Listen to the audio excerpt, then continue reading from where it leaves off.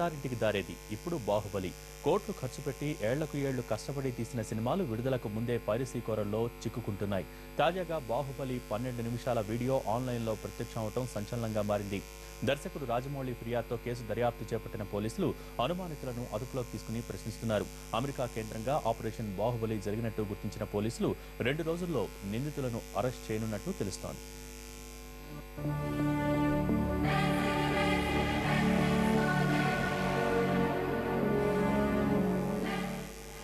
Baahubali leak case విచారణలో పురోగతి లభించింది. నేడో రేపో అరెస్టులు ఉంటాయని చెబుతున్న సీసీఎస్ పోలీసులు అమెరికా కేంద్రంగా లీక్ ఆపరేషన్ జరిగినట్లు చెబుతున్నారు.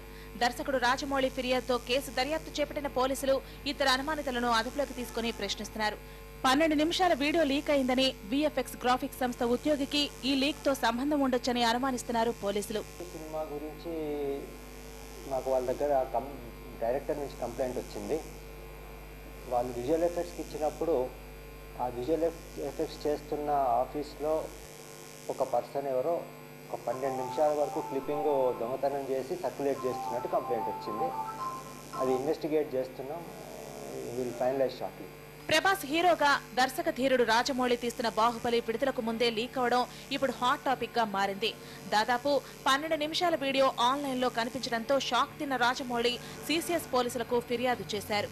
సినిమా విడుదల లేట్ అవుతుందని అభిమానులు నిరాశపడుతుంటే దానికి సంబంధించిన ఫైటింగ్ సీన్ల వీడియో లీక్ సంచలనంగా మారింది. భారీ బడ్జెట్ తో 2 ఏళ్లుగా నిరంతరం శ్రమించి బాహుబలిని తీస్తున్నాడు రాజమౌళి.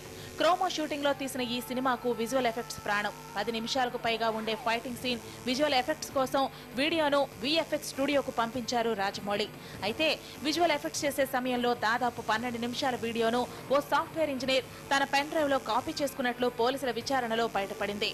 ఆ తర్వాత అతను తన మిత్రులకు వాట్సాప్, ఫేస్బుక్ ద్వారా షేర్ చేసినట్లు కూడా గుర్తించిన పోలీసులు వెంటనే ఆ వీడియో లింక్లను ఇంటర్నెట్ నుంచి తొలగించారు.